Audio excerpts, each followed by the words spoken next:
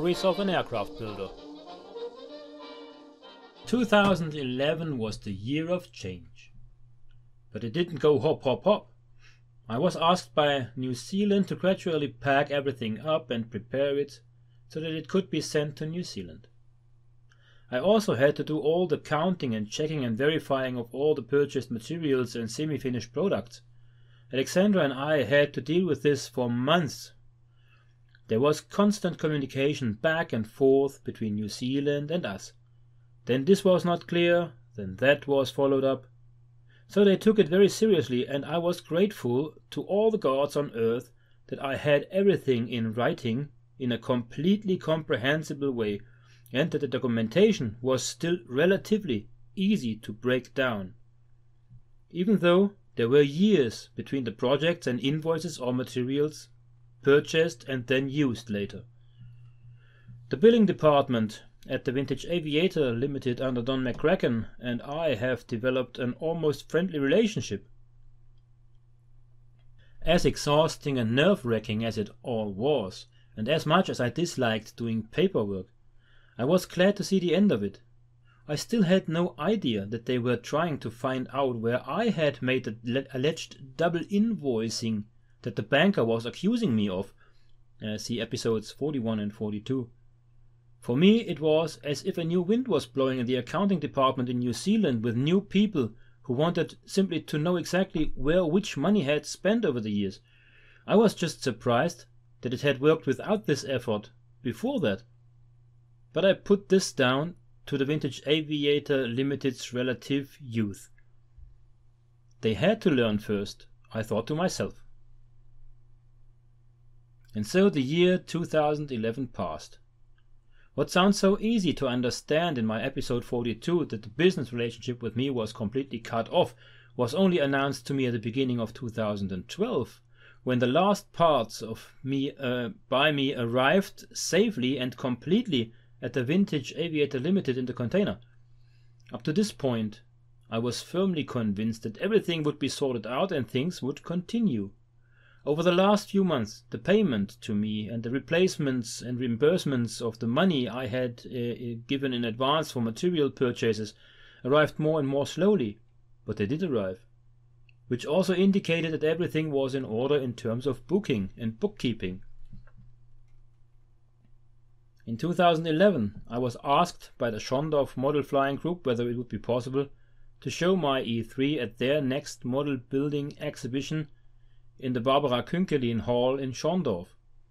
Of course I was happy to do so, and this was organized.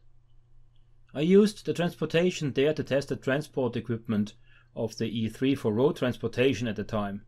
We towed the plane across the city at night, fastened on the back of my father's Volkswagen T3 flatbed. It worked great, and a short video on my channel shows the whole process. The exhibition itself was a great success, and the airplane was very well received by the public. There was now space in my small hangar, and I was able to work on an assembled E3 there over the turn of the year, which was also a great thing. It was also more advantageous and impressive for visitors to be able to walk around the complete aircraft and admire the details. At the beginning of 2012, all payments from the Vintage Aviator Limited stopped without comment, and suddenly there was no one left for me to contact. The lawyers took over immediately, but this only picked up speed in the second half and towards the end of 2012. The D7 first had to be checked there, approved internally and shipped to Fred Merrin in America so that he could finish it. Everything else obviously only happened later, as you have already heard.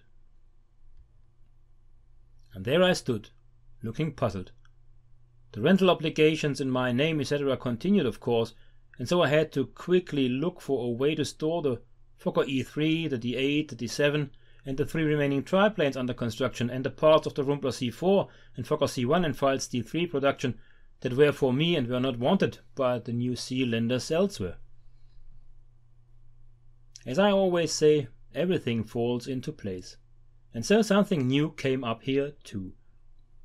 Alexandra had been looking for years for a way to combine work and life in one place, and so we looked at numerous houses that would be suitable.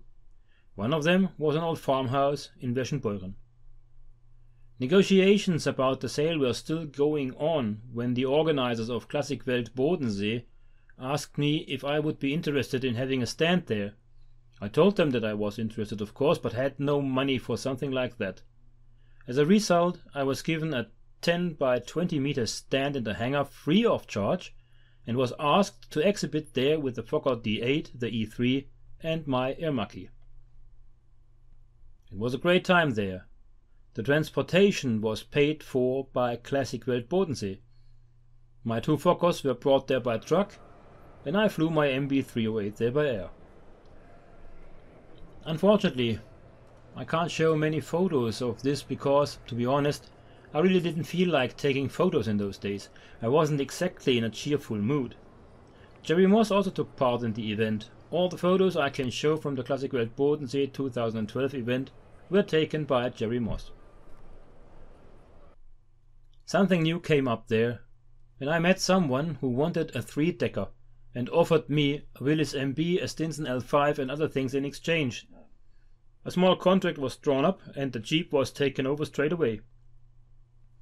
My Alexandra then fearlessly drove home from Friedrichshafen in it, always following Jerry so that she wouldn't be left alone due to a potential breakdown. The negotiations about the new house had not yet been concluded, but a contract was about to be signed. Nevertheless, we were able to agree with the seller that we could bring the planes from Friedrichshafen directly to Wasn and store them there until the contract was signed and the notary appointment.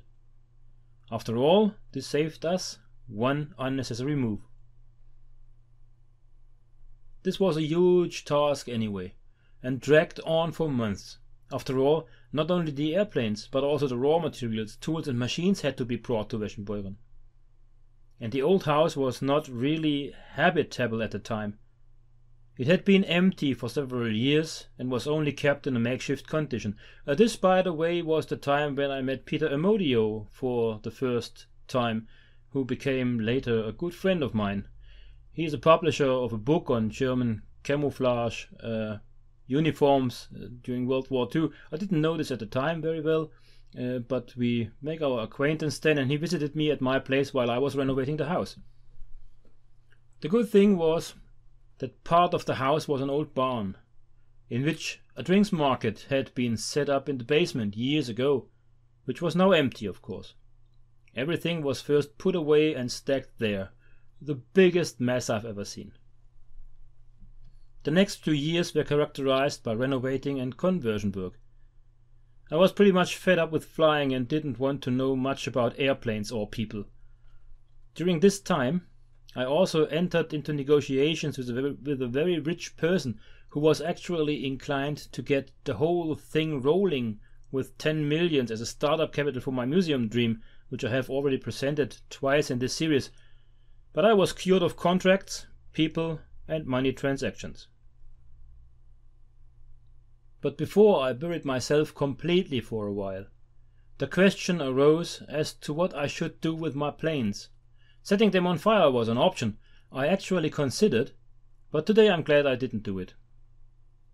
You can find out what happened to them and what I did actually with everything in the next episodes of Stories of an Aircraft Builder, so stay tuned and follow up.